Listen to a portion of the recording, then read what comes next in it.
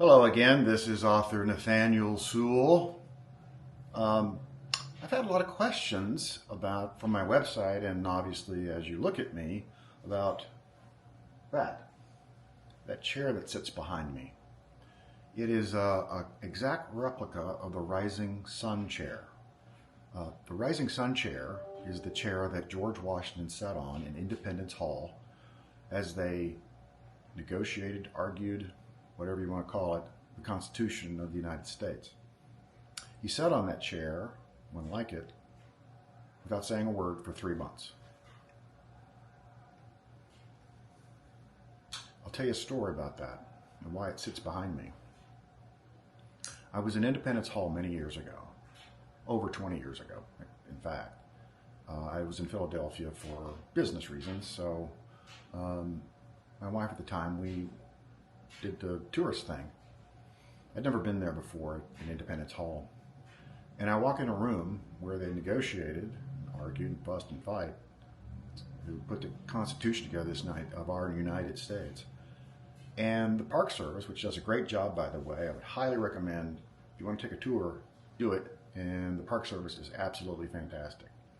Well, the one thing that the park ranger explained, in that room in Independence Hall, there's only one piece of furniture that's original to the room, and that is the Rising Sun chair, which this is a replica of. The artist that put this together for us is no longer with us. He'd actually made an exact copy for a TV series, and somehow my wife found him and engaged him to make this for my birthday, Christmas. I'm a December 28th birthday, so I always get that extra gift that a lot of you that are born during that time of the year understand what I mean by that. But at any rate, I'm in Independence Hall. They're explaining that the rest of the furniture is period, but they don't know if it's really had been in the room or not, but they do know the chair was. And I stood there actually, and I got emotional. Really did. I started to cry, and my wife looked at me like, "What's wrong with you?" And I said, "I don't know." I said, "But I'm standing in this room, I'm looking at that chair, and I realize that George Washington actually sat on that chair. He was actually in this room with Benjamin Franklin, Thomas Jefferson, John Adams, a host of others, and they really existed. And they were sitting there, and as I said, argue, fussing, and fighting. They come to the end of it, and they finally agree. And Benjamin Franklin is quoted by James Madison as saying, "I have been looking at that chair, at that sun, and I've been wondering whether it's a rising or setting sun." And he said, "It's most assuredly," paraphrasing, "a rising sun." And so the chair became the Rising Sun chair. And I was just blown away that the thought that these people really did exist. It's not a joke. They gave me freedom of speech and a bunch of other freedoms, and a thing called the Bill of Rights.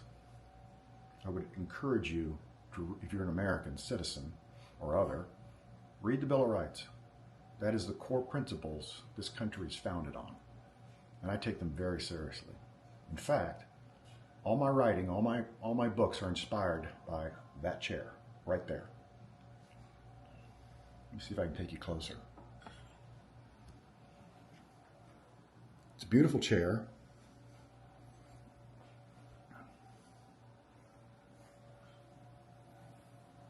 It's kind of, I think, a Chippendale.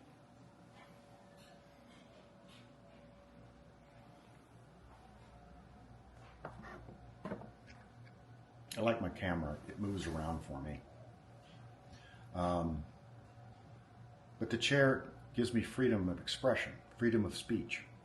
It inspired me to write my first novel.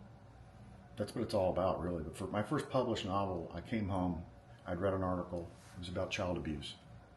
I'm a survivor of child abuse, pretty severe, if you want to know the truth. severe enough that it's impacted my life, even today, and I'm 59 years old. So if you've been a victim of it, you know what I mean. So inspiration comes to people like me, and it sticks. So I'm looking at this chair, and I realized, go for it. Write the book. Write the story. What do you have to fear? Nothing. Except maybe a little bit of embarrassment, but I wasn't worried about that. But this chair represents freedom of speech, freedom of assemblies, freedom of religion, freedom of a lot of things.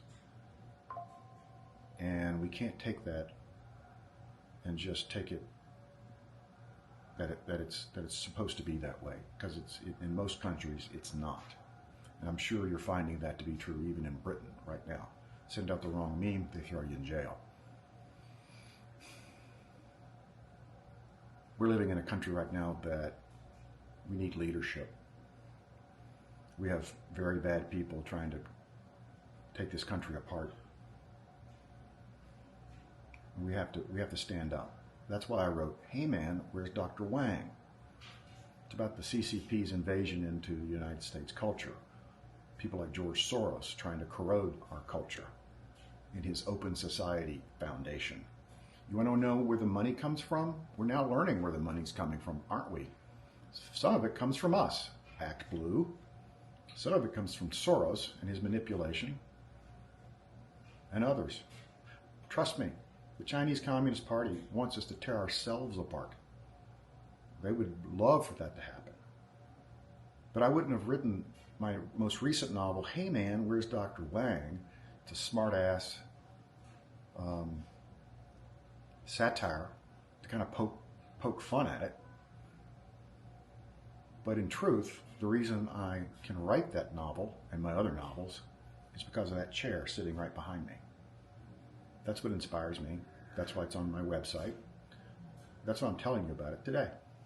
I hope you find it interesting. I hope it inspires you too if you're an American citizen, or if you're in another country and you're hoping to find freedom in some form or fashion. It just gives you hope. And that's ultimately what you gotta have. You gotta have love in your heart, loving environment, and have hope.